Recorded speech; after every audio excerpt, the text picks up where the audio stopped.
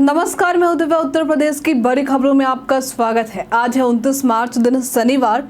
खबरों के बढ़ने से पहले जिन लोगों ने हमारे कल के वीडियो पर लाइक और कमेंट किया था, उनके नाम है कलाधर वर्मा, अरविंद श्रीवास्तव, शिव गोविंद श्रीवास्तव। इनके लिए स्पेशल थैंक्स जिन्होंने हमें कमेंट किया। इनके अलावा विनोद सिंह सेंगर, संजय शुक्ला, ब्रिजपाल सिंह, सत्य प्रकाश तिवारी, बीके श्रीवास्तव, भोले सिंह, सुखदेव कुशवाहा, अनमोल कुमार, नीरा, श्याम शर्मा, सत्येंद्र शाही, ये भी हमारे रेगुलर व्यूवर हैं। अब एक नजर सुर्खियों पर। यूपी में पहली बार डिजिटल हाईवे की योजना। मोहम्मद शमी की बहन का मनरेगा घोटाले में नाम आया सामने। यूपी बोर्ड छूटे प्रायोगिक परीक्षार्थियों को 7-8 अप्रैल को अंतिम मौका। रामनवमी पर अयोध्या में भव्य मेला, रामलला के दर्शन और श्रृंगार का सजीव प्रसारण। ट्रेन की गेट पर खड़े होकर सफर करना पड़ सकता है महंगा। चलिए बढ़ते अब तक की 25 बड़ी खबरों की ओर विस्तार से। पंजाब और सिंध बैंक ने 158 अप्रेंटिस पदों पर भर्ती के लिए आवेदन प्रक्रिया शुरू कर दी। इच्छुक उम्मीदवार 24 मार्च 2025 से 30 मार्च 2025 तक आधिकारिक वेबसाइट nats.education.gov.in पर जाकर आवेदन कर सकते हैं। आवेदन करने के लिए ग्रेजुएशन की डिग्री होनी जरूरी है और आयु सीमा 20 से 28 वर्ष निर्धारित है। आरक्षित वर्ग को छूट मिलेगी। उम्मीदवारों की आयु सीमा 1 मार्च 2025 के आधार पर मानकर गिनी जाएगी। चयनित उम्मीदवारों को 12 महीने की ट्रेनिंग के दौरान हर महीने 9,000 का स्टाइपेंड भी मिलेगा। रामनवमी के मौके पर अयोध्या में मेला आयोजित किया जाएगा, जिसमें श्रद्धालुओं के लिए रामलला के दर्शन की अवधि को परिस्थिति के अनुसार बढ़ाया जाएगा। रामलला के श्रृंगार और अभिषेक का सजीव प्रसारण दूरदर्शन के माध्यम से होगा। राम मंदिर परिसर में विद्युत दीपमालाओं से सजावट की जा रही है ताकि गर्मी में भी वातावरण आकर्षक बना रहे। उत्तर प्रदेश बर्थडे स्पेशल में बात होगी अमरीश मित्तल की। ये एक भारतीय एंडोक्रिनोलॉजिस्ट और डायबिटीज विशेषज्ञ हैं। इन्होंने मेडिकल के क्षेत्र में कई बड़े योगदान दिए हैं। इनकी पत्रिकाओं में एंडोक्रिनोलॉजी के क्षेत्र में कई लेख भी प्रकाशित हो चुके हैं। अमरीश मित्तल अपने सराहनीय कार्यों के लिए देश के तीसरे सर्वोच्च भारतीय नागरिक पुरस्कार पद्म भूषण से भी सम्मानित हो चुके हैं। उत्तर प्रदेश विद्युत नियामक आयोग ने multi year tariff distribution regulation 2025 जारी किया है, जिसके तहत बिजली दरों में 15 से 20% बढ़ोतरी की संभावना है। हालांकि रात दिन के लिए अलग अलग दरें 2027-28 से पहले लागू नहीं होंगी। आयोग ने निजीकरण के प्रस्ताव को खारिज किया। उपभोक्ता परिषद ने बिजली दरों में बढ़ोतरी और निजीकरण के खिलाफ संघर्ष की चेतावनी दी है। यूपी बोर्ड के इंटरमीडिएट के छूटे हुए परीक्षार्थियों को 7 और 8 अप्रैल को प्रायोगिक परीक्षा देने का अंतिम अवसर दिया गया है। परीक्षा सीसीटीवी निगरानी में होगी। यदि किसी विद्यालय के सभी परीक्षार्थी छूटे हैं तो परीक्षा उसी विद्यालय में होगी।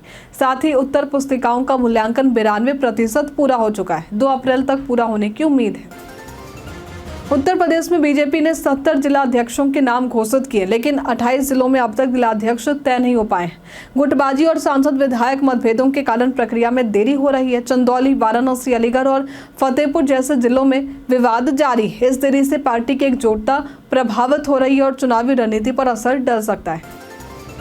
क्रिकेटर मोहम्मद शमी की बहन सबीना और उनके परिवार के सदस्यों पर मनरेगा योजना के तहत धोखाधड़ी से 2.66 लाख रुपए की मजदूरी हासिल करने का आरोप है। सबीना और उनके परिवार के सदस्यों ने पंजीकरण करवाकर काम न करते हुए सरकारी धन का गलत तरीके से इस्तेमाल किया। जिलाधिकारी निधि गुप्ता ने मामले की जांच शुरू कर दी और दोषियों के खिलाफ सख्त कार्रवाई की चेतावनी दी।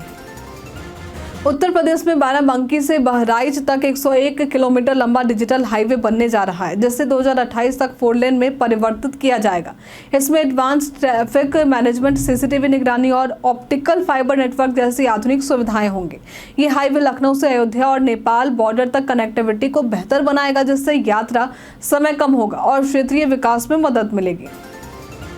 जौनपुर में 3 प्रमुख सड़क परियोजनाओं को मंजूरी मिली है। पहले प्रोजेक्ट में हौज से कुल्हाना मऊ बाईपास तक 13 किलोमीटर मार्ग 4 लेन का होगा, जिसकी लागत 139.03 करोड़ रुपए है। दूसरे और तीसरे प्रोजेक्ट में मल्हनी खोटहन मार्ग पर 4.7 और 3.4 किलोमीटर सड़कें बनाई जाएंगी, जिनकी कुल लागत 22.33 करोड़ रुपए है। इन परियोजनाओं से जाम की समस्या कम होगी और आवागमन आसान होगा। सुप्रीम कोर्ट कॉलेजियम ने इलाहाबाद हाई कोर्ट में 2 नए जजों अमिताभ कुमार राय और राजीव लोचन शुक्ला की नियुक्ति को मंजूरी दी। अमिताभ राय लखनऊ के निवासी हैं, जबकि राजीव लोचन शुक्ला प्रयागराज के रहने वाले हैं। ये नियुक्ति इलाहाबाद हाई कोर्ट में चल रहे विवादों के बीच हुई है, जो न्यायिक प्रणाली की गति को बेहतर बनाने में मदद करेगी।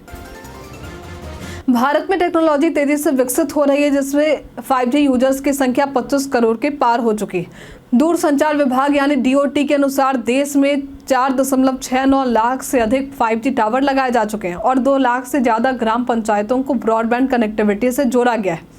लोग तेजी से 4G से 5G में शिफ्ट हो रहे हैं, जिससे 5G स्मार्टफोन्स की मांग बढ़ रही है। वर्तमान में लगभग 80% नए फोन 5G सपोर्ट वाले हैं। जियो और एयरटेल ने 2 साल पहले 5G लॉन्च किया था, जबकि VI अब मुंबई में अपनी 5G सेवा शुरू कर चुकी है।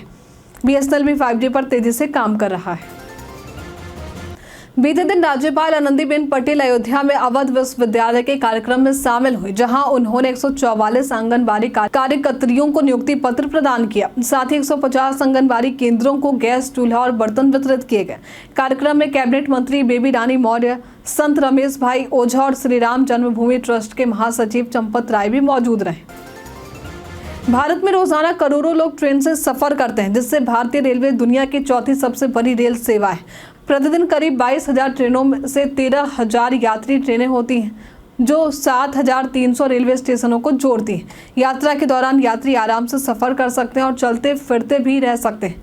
ट्रेनों में AC स्लीपर और जनरल कोच होते हैं। AC कोच पूरी तरह बंद होता है और केवल चढ़ने उतरने के लिए गेट खोलते हैं, जबकि स्लीपर कोच में गेट पर कम पाबंदी होती है। रेलवे एक्ट की धारा 156 के तहत चलती ट्रेन में गेट पर खड़े होकर सफर करना अपराध है, जिसका उल्लंघन करने पर 500 रुपये का जुर्माना या 3 महीने की जेल हो सकती है।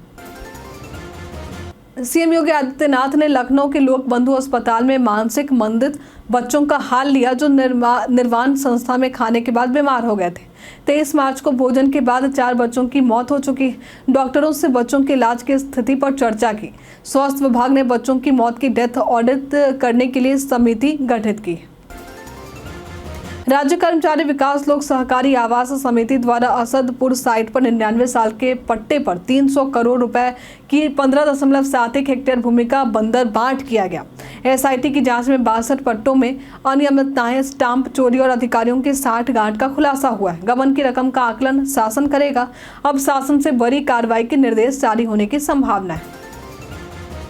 मार्च के अंत में यूपी में तापमान ने 35 साल का रिकॉर्ड तोड़ा है। 16 जिलों का तापमान 40 डिग्री सेल्सियस से ऊपर पहुंचा। मौसम विभाग ने 26 जिलों में हीट डे का अलर्ट जारी किया है। पछुआ हवा से तापमान में कुछ गिरावट संभव है, लेकिन अगले 10 दिनों में बारिश की संभावना नहीं है। रोशनी नादर भारत की पहली महिला है जो हुरून ग्लोबल रिच लिस्ट 2025 में दुनिया की 5वीं सबसे अमीर महिला बनी है, जिनकी नेटवर्थ 3.5 लाख करोड़ रुपए है।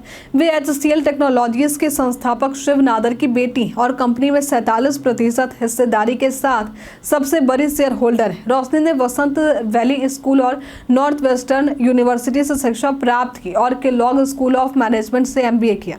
वे HCL टेक्नोलॉजीज की चेयरपर्सन होने के साथ विभिन्न संस्थानों में महत्वपूर्ण पदों पर कार्यरत है। परोपकार के क्षेत्र में वे शिव नादर फाउंडेशन और द हैबिटेट्स ट्रस्ट के माध्यम से सक्रिय और कई पुरस्कारों से सम्मानित हो चुकी हैं। सरकार ने EPFO यूजर्स के लिए नए फैसले लिए हैं, जिसके तहत UPI और ATM के जरिए फंड निकालने की सुविधा शुरू की जा रही है।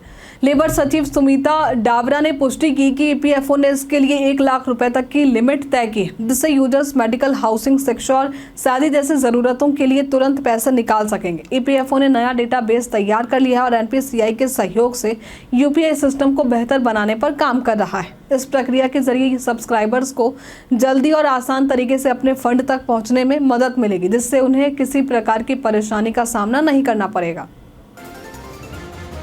कई दिनों से सोशल मीडिया पर एक पत्र वायरल हो रहा है, जिसमें यह दावा किया गया है कि शिक्षा मंत्रालय ने केंद्रीय विद्यालय संगठन यानी KVS में भर्ती के लिए त्रिस्तरीय परीक्षा प्रणाली को मंजूरी दे दी है।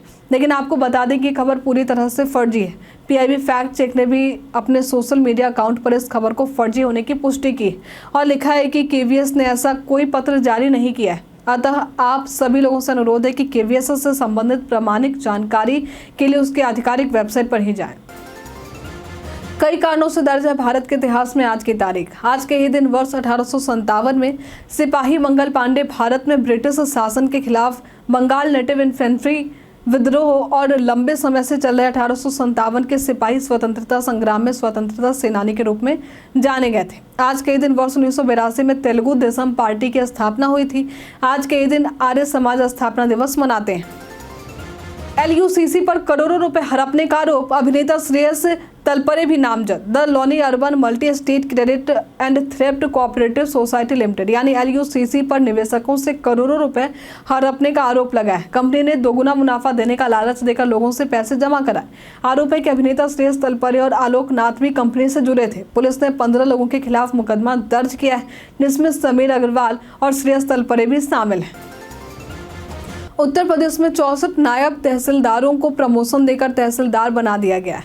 इनकी तैनाती के शहरों के नाम भी जारी किए गए हैं। मथुरा, आगरा, कन्नौज, आजमगढ़, गाजीपुर, सहारनपुर, अलीगढ़, सीतापुर, इटावा समेत विभिन्न जिलों के तहसीलदारों की नई तैनाती की जानकारी दी गई है। कुछ तहसीलदारों की तैनाती उनके वर्तमान शहर में भी की गई है। बसपा प्रमुख मायावती ने सपा सांसद रामजी लाल सुमन के आगरा स्थित घर पर हुए हमले पर अखिलेश यादव से सवाल उठाए और 1995 के स्टेट गेस्ट हाउस कांड का जिक्र करते हुए पश्चाताप करने की मांग की। उन्होंने सपा को समुदायों का अपमान न करने की नसीहत दी और आगरा घटना पर अपनी चिंता व्यक्त की। साथ ही दलित नेताओं को सावधान रहने की सलाह दी। वीर बहादुर सिंह पूर्वांचल विश्वविद्यालय में सम सेमेस्टर की परीक्षाएं 11 अप्रैल से शुरू होंगी। परीक्षा नियंत्रक डॉक्टर विनोद कुमार सिंह के अनुसार छात्र 31 मार्च तक ऑनलाइन आवेदन कर सकते हैं। 586 महाविद्यालयों से 2.5 लाख छात्र परीक्षा में शामिल होंगे, जिनमें 51 विषयों के छात्र होंगे। परीक्षाएं 3 पालियों में आयोजित की जाएंगी और सभी महाविद्यालयों को छात्रों के ऑनलाइन आवेदन करने का निर्देश दिया गया है। कांग्रेस के सभी जिलाध्यक्षों और महानगर अध्यक्षों की बैठक 4 अप्रैल को दिल्ली कांग्रेस मुख्यालय में होगी। बैठक में लोकसभा में नेता प्रतिपक्ष राहुल गांधी और राष्ट्रीय अध्यक्ष मल्लिकार्जुन खड़गे संवाद करेंगे। कांग्रेस की रणनीति और सियासी हालत पर चर्चा की जाएगी और सभी जिलाध्यक्षों को अपने अपने क्षेत्र की रिपोर्ट तैयार करने और कार्यकारिणी विस्तार करने का निर्देश दिया गया है। इसी के साथ बढ़ते आज के सवाल की ओर। तो आज का सवाल है, आपके क्षेत्र में आपका भरोसेमंद बैंक कौन सा है? आप अपना जवाब हमें कमेंट में लिखकर जरूर बताइए। तो आज के लिए फिलहाल इतना ही। उत्तर प्रदेश की तमाम खबरों के साथ बने रहने के लिए देखते रहे डेली यूपी। और साथ ही अगर आप यूट्यूब से देख रहे हैं तो चैनल को लाइक करना और सब्सक्राइब करना। अगर आप फेसबुक देख रहे हैं तो पेज को फॉलो करना ना भूलें। धन्यवाद।